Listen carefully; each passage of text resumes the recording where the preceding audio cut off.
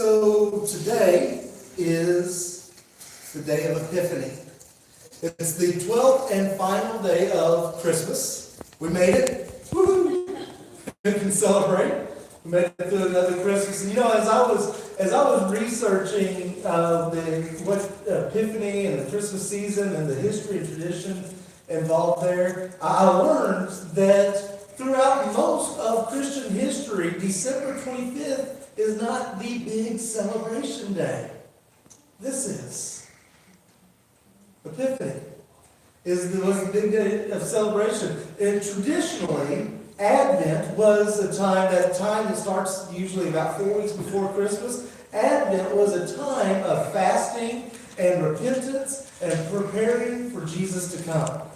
And you didn't sing Christmas carols. You didn't put up a Christmas tree until December 25th. And on December 25th, you put up the decorations, you put up the tree because now Jesus had arrived and you could celebrate. And you celebrated and you feasted for 12 days, each day getting a little bit bigger than the last, until you got to the last day on January 6th, which was the big day. It marked the day that the Magi came from the east and worshipped Jesus. In most of Spanish-speaking cultures throughout the world, it is still the big day of celebration. I've got just a short video right here of this is in Madrid, Spain. The Three Kings, what they call Three Kings Day parade in Madrid, Spain, last year. So it's still a big day of celebration for them. But all of this got me to thinking, the geese are pretty funny. What's that? Yeah, that's lunch, yeah. But all this got me to thinking or to wondering, why is this such a significant day in our Christian tradition? Why is this the crescendo of the Christmas season historically? Why is this known as a day of Epiphany? Epiphany is defined as sudden realization, a sudden revelation that we have. We might call it an aha moment, right? Kind of like this clip, and we'll definitely need sound for this one on the computer. But this clip from the movie Coming to America, if any of y'all remember this. Stop right there. Listen. Stop right there a minute. Man goes into a restaurant. You listening? And man goes into a restaurant. He sits down. He's having a bowl of soup. He says to the waiter, come taste the soup. Waiter says, is something wrong with the soup? He says, taste the soup. He says, there's something wrong with the soup. Is the soup too hot? He says, will you taste the soup? It's wrong. Is the soup too cold? Will you just taste the soup? All right, I'll taste the soup. Where's the spoon? Aha! Aha! What do you know from funny? Aha! Epiphany is that aha moment. Sometimes it's completely insignificant. Like that time, the annoying times that you wake up in the middle of the night with the answer to a question that somebody asked you 3 days earlier and it doesn't even matter anymore, but you still don't want to go back to sleep before you call up that person and say, I remember, it was Mickey Mouse, right? Or sometimes it's more significant. It's a time of it's a realization that causes you to have to change course or change something, like those moments when I'm right in the middle of a heated argument with Megan, and I'm winning too. And then I suddenly realize that I have been wrong the whole time. You ever had that? And you know that you're about to have to change course and start eating some crow, do a little groveling and apologizing to hopefully make it right. Those are the worst, right? So Epiphany is this moment of realization, this moment of revelation that we have. And so as I looked at this story, and we're looking at this story that we just read, the story that is the backbone of this day of Epiphany, and I realized that there are a lot of epiphanies woven throughout that story, beginning with the star. The star. They see the star, and that is what sends these foreign astrologers out on a quest. Now, let's just take a moment. I mean, if we can, just take a moment and marvel at the mystery that is the cosmic choreography of God.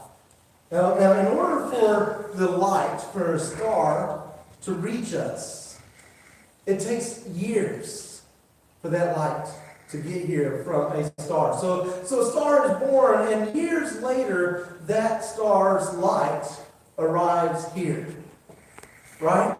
And we can see it. But here's the other thing, because I looked into what it takes for a star to form. A star like our sun takes over 10 million years to form before it's ever born, before that first light shines. So in order for that light to reach Earth in the right time, in the right place, at the right angle, to lead these astrologers to Bethlehem, that process of that star being born began millions of years before.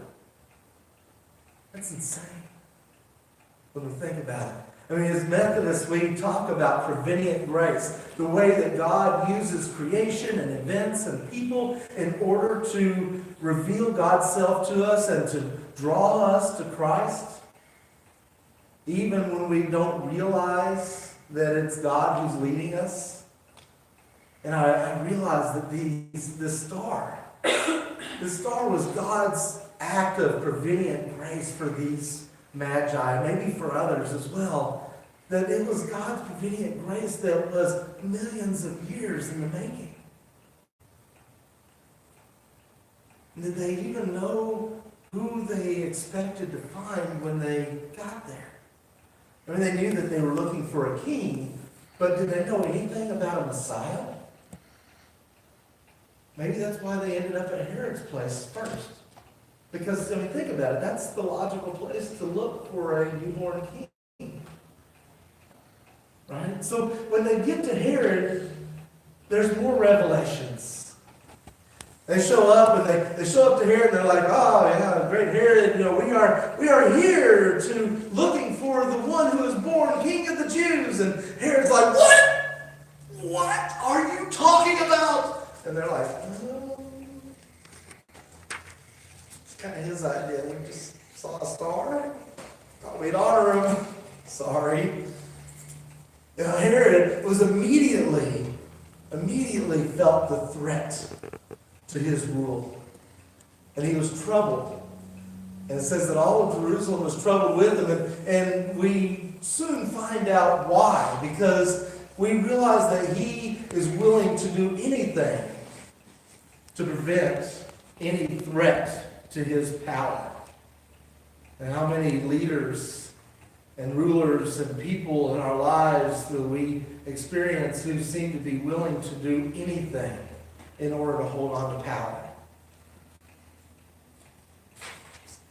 And the Magi must have immediately, I think they immediately realized that they had made a mistake. That they were in the wrong place, talking to the wrong people. That they had made the wrong assumption about this king.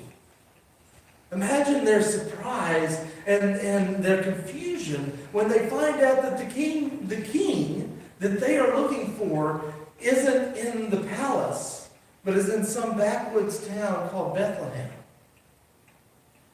What kind of king is born to peasants in some out-of-the-way place?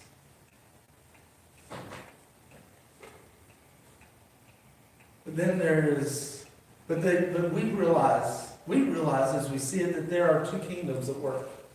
There are two kingdoms at work. We have Herod's kingdom,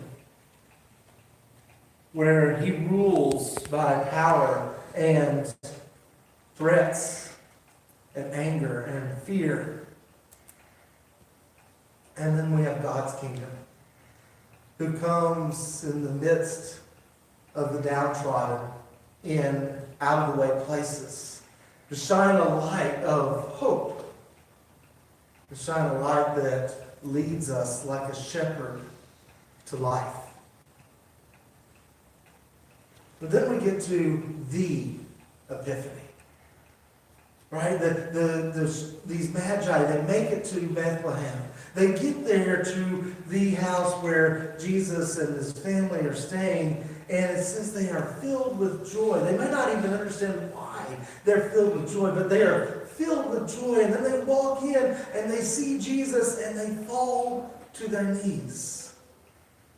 They don't just bow, they don't just take a knee like you might with royalty or they might have with Herod, but they fall to their knees because they realize they are on holy ground in the presence of the living God.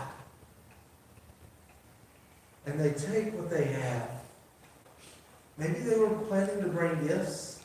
Maybe they were just in such awe, they were like, we have to have something, and they just took what they had in their saddlebags. But they take what they have and they offer it to Jesus as a gift. In Advent, we prepare, we get ready for the light to come. We look forward to it. And in Christmas, we celebrate and rejoice that the light has arrived. And in Epiphany, we see that the light is revealed to the world, not just for one person or one people in one place or some people in some places, but for all people in all places. That this light is a light that is revealed to all of creation. But there's another series of epiphanies that happen after that are definitely more tragic, but maybe even more significant because they reveal where we find Jesus.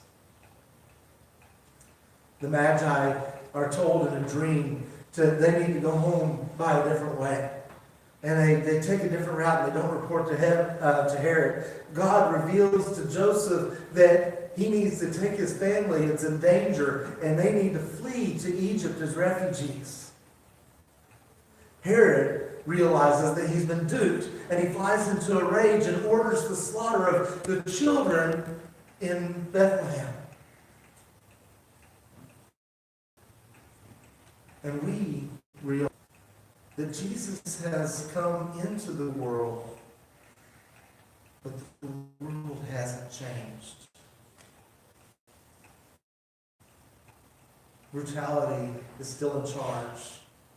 Children still die every day. And we are still all too ready to make war.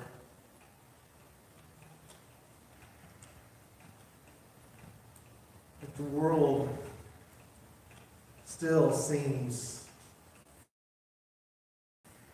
kind of chaotic stuff, but that Jesus comes in the middle of all of that. That Jesus comes as a light shining in the midst of the darkness of poverty and of war and of injustice and of oppression and hopelessness and brokenness. Shines that light in the middle of all of that. Like the Magi, we search and to find Jesus among refugee families seeking to escape the violence of their homeland. And we seek and we find Jesus among homeless people on the off-ramp of the interstate asking for some change. And we seek and we find Jesus among all of the outcasts, all of the people that we call other, all of the people that we might see as throwaways, all of the people that aren't worthy, that Jesus is among them.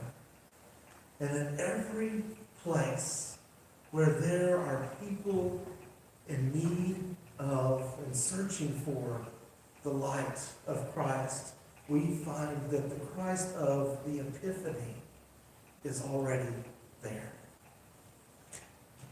It's a pretty amazing thing.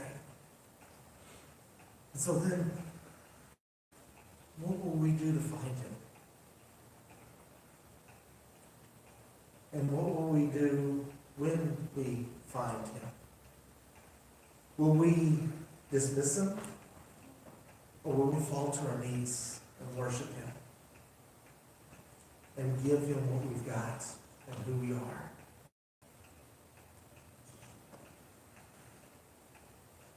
And will we, like the Magi, be led by that light to go a different way? Let's pray. God, we give thanks to you that you shine light, that you lead us and into discovering more and more each day who you are and who you have called us to be. We pray, God, that you will help us to follow your light in our lives as we seek to follow you. In Son's name we pray. Amen.